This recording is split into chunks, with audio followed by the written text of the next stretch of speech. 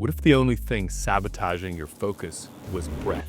Your breathing is quietly deciding if you'll get into deep states of focus or drown in distraction. Now, I'm Doris, founder and CEO of flowstate.com. We've trained everyone from Audi, Accenture, and the US Air Force to use neuroscience-based principles to access flow states at will. Today, I'm going to show you a breathing pattern proven to help you transition into flow state. Flow being that state of optimal consciousness where you feel your best and you perform your best. It's when action and awareness merge, when time dilates and self-consciousness disappears. Now, when I was 4 years old, walking along the beach in Chennai in southern India, something caught my eye that I've never forgotten to this day. There, near the edge of the water, stood a man balanced on a single leg.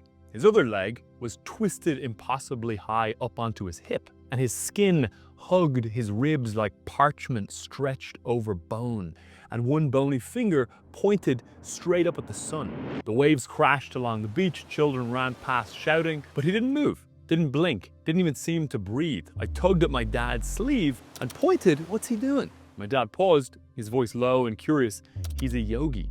He's mastering his mind." Sometimes they stand like that for days, even weeks, without eating, drinking, or sleeping. I stared at the man in wonder. Could this be true? Had he just gotten into that position minutes before I saw him? Or was it possible to develop these kinds of physiological superpowers? I stared harder, waiting for the trick to end, waiting for a tremor, a wobble, any sign that this guy was human. But nothing came. And later that night, I was lying in bed, and the image haunted me. The man, statue still, had shown me something I could not yet name, something that led me to later ask, can our minds control our bodies? And if so, to what degree?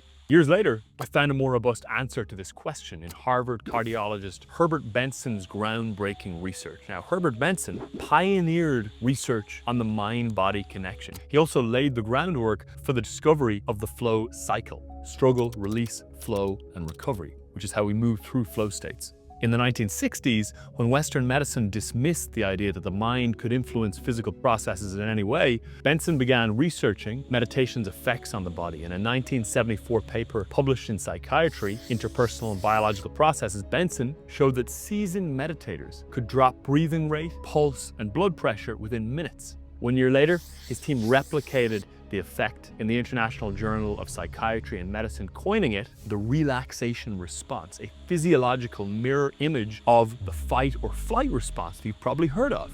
And you can trigger this at will. His research showed we have more control over our autonomic nervous systems than we generally believe or intuitively know. The autonomic nervous system coordinates all bodily activities, relaying information from our brain and our spinal cord throughout our body. The sympathetic part prepares for emergencies, fight, flight, and freeze, while the parasympathetic conserves energy, rest, and digest. And despite feeling automatic, we can regulate breathing rate, heart rate, blood pressure, digestion, and even hormone release through the autonomic nervous system. So the autonomic nervous system isn't just automatic, it's actually, in reality, adjustable. And this is the key discovery that yogi on the beach was pointing at, and the same one that yogis have known for centuries and that science has finally confirmed. We can control this system. We can regulate our physiology to a greater degree than we think. Not fully, not perfectly, but dramatically more than most of us do, and enough to shift ourselves out of stress and into flow state. You can think of the sympathetic part of the nervous system as a car's gas pedal and the parasympathetic part as the brake. The problem is we're often trying to focus with our foot slammed on both the gas and the brake simultaneously. You know the feeling all too well. You've got that squirmy angst where you're kind of shifting around in your seat and have a bunch to do, and you know you'll even feel amazing if you lock in and just focus and get whatever it is done, but you can't do it. You're jittery, edgy, jumping around, and wish you could get the whole system to calm down and direct the system in a direction you know you want to go. After all, shouldn't you be in control?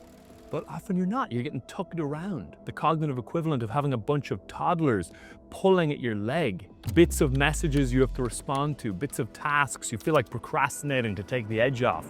You wonder, what's wrong? Is this chronic stress? Is it ADHD? Maybe you just lack discipline. Well, here's what's actually happening.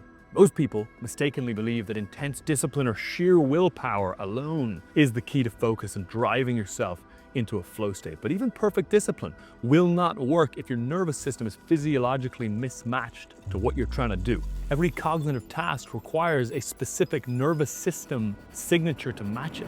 And the current state of your nervous system probably is not aligned to what the task requires. When your physiological state contradicts the requirements of the task, we fight our own biology with every attempt at action. So what we want to do is make our biology work for us rather than against us, as my partner Steven Kotler likes to say, because misaligned nervous systems kill productivity.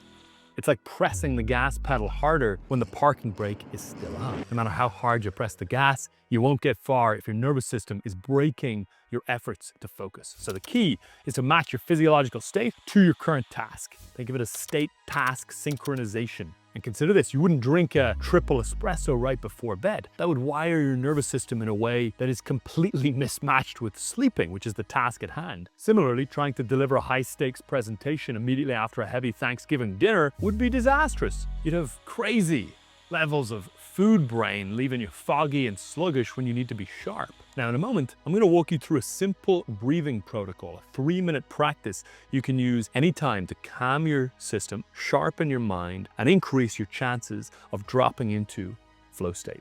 Now, you see, flow state happens at moderate levels of arousal, not too high and not too low, calm yet alert. This puts you in what Mihai Csikszentmihalyi, the godfather of flow research, calls the flow channel, where your perceived skills match the perceived challenge level of the task at hand, the thing you're engaging with. When the challenge is too high, you tense up. Too low, and you check out. Flow happens when it's right on the edge of your ability, just difficult enough to stretch you but not break you. Finding the right level of arousal for flow is like tuning a guitar string. Too tight, and it snaps. Too loose, and it won't play a clear note. Too much arousal, due to the challenge at hand, tilts you into anxiety and blocks you or pops you out of flow. It's like attempting deep focus right after an argument.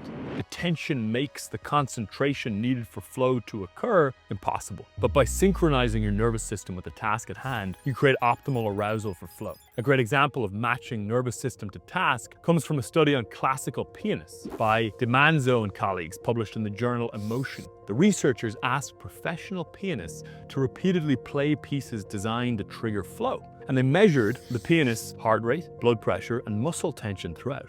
As pianists enter flow, their heart rate slowed, their blood pressure dropped, and their muscles relaxed.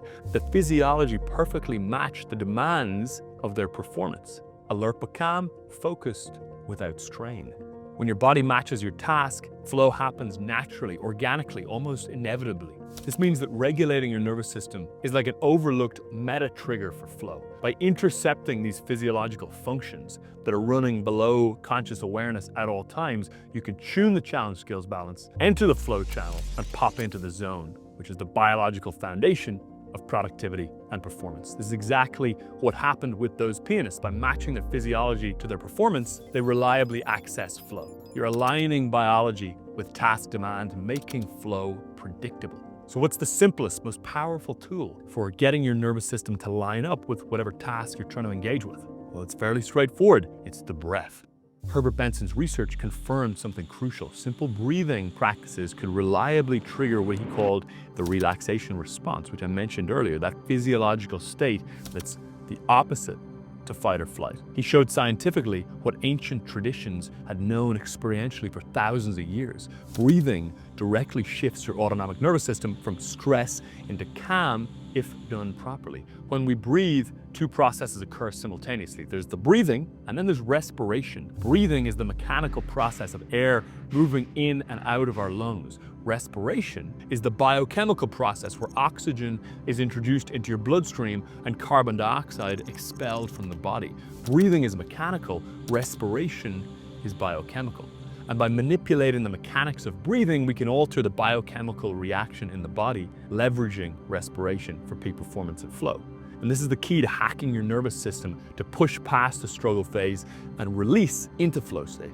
Breath works like a dimmer switch for your nervous system. Just as you adjust room lighting by turning a dimmer up or down, you can adjust your arousal level by changing your breathing patterns. And I discovered this firsthand while preparing to speak at a major event we hosted at my organization, the Flow Research Collective, at the Seattle Space Needle. It was an event that we ran in collaboration with Dr. Andrew Huberman, and it happened just about a month before lockdown, the COVID pandemic.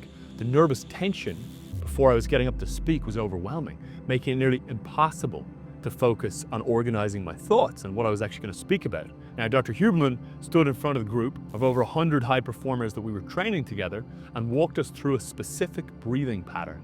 Within 30 seconds, as I followed the pattern that he was teaching all of our clients, my body shifted, my chest opened up, my shoulders dropped, the internal pressure decreased. I didn't expect it to work that fast, but it did. I started using this breathing pattern while trying to manage the company during the crisis of COVID-19, and the stress reduction benefits were profound. Over time, we synthesized the research on breath work and flow state and developed what we now call the flow state breath. It's a 3-minute protocol that resets hours of unconscious stress and dramatically increases your likelihood of accessing flow at any given time. And the pattern is simple: 3, 2, 10 for 3 rounds. That's 3 seconds in through the nose, a 2-second hold, and a 10-second exhale for 3 rounds. So here's exactly what to do. Inhale through your nose for 3 seconds. Hold for 2 seconds, and slowly exhale through your mouth for 10 seconds. This protocol closely mirrors something called the long, slow breath, developed by one of my dearest mentors and one of the best meditation teachers in the world, in my opinion, Janis Wellen. He adds a simple but powerful gesture that you can use if you want to magnify the result from this protocol as you exhale, where you raise your hand like you're swearing an oath, and then you slowly lower it as you breathe out, syncing your hand with your exhalation. That motion turns the breath into something physical. It helps your system register what's happening, not just intellectually, but physically. Your arm motion, declining down alongside the exhale, represents how much tension remains in your system, starting high when your lungs are full and lowering as you release both air and stress simultaneously. You're visualizing the tank of tension and carbon dioxide emptying from your body as you lower your arm on the exhale. Research shows that combining physical movement with breathing creates a stronger neural imprint than breathing done solo. The descending motion signals to your brain to downregulate stress hormones, and you want to repeat this 3, 2, 10 second pattern 3 times total, so twice more, for a total of 3 rounds. While breathing, do nothing else. Zero stimulation. Close your eyes if possible. Let every exhale feel like lowering that dimmer switch on your nervous system. Now, why does this work? Well, a 3-second inhale provides just enough oxygen to maintain alertness and fill up your system so that you can exhale slowly. The 2-second hold allows carbon dioxide to build slightly, enhancing focus, though this effect is not directly studied for such a brief duration, but it does work anecdotally. And the extended 10-second exhale starts to activate your parasympathetic nervous system through the vagus nerve, calming your body while maintaining mental clarity. And this aligns with research by Karina Pfeiffer and her colleagues published in the Journal of Happiness Studies, showing that flow state occurs at a balance between sympathetic and parasympathetic activation. Like we mentioned, calm, which is the parasympathetic side, but alert, which is the sympathetic side. And the extended exhale is key here. It's like applying gentle pressure to your nervous system's brake pedal without stalling the engine entirely. Think of it like slowly releasing the air from a balloon. It slows your heart rate, lowers blood pressure, and reduces stress hormones, all while keeping you alert. By the final round of the flow state breath, your nervous system will be perfectly primed and alert, without anxiety, focused without tension, ready to plunge deep into flow. 3 rounds, and biology shifts from brake pedal to bullet train. So let's do the flow state breath together now. You want to get used to this breathing pattern so you can start to deploy it without thinking automatically. It takes a little while to integrate it, and then over time it will start to become really natural. It's something you can do with complete automaticity. So go ahead, follow along right now. Find a comfortable seated position, kind of like I'm in here. Sit up tall, pull your shoulders back a little bit, back but relaxed, and then rest your hands on your thighs with your palms facing down. Close your eyes if that feels comfortable, or soften your gaze, and then take a deep breath in through your nose for a count of 3. Then hold your breath for 2 seconds. 1, 2, and ever so slowly exhale through the mouth for 10 seconds.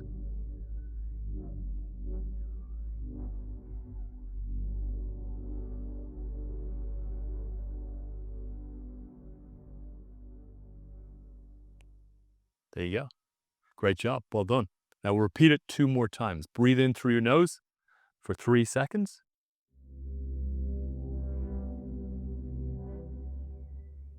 Hold for 2. 1, 2. And exhale through your mouth for 10 seconds. You can try the arm gesture if you'd like this time, or not. Slow, controlled exhale.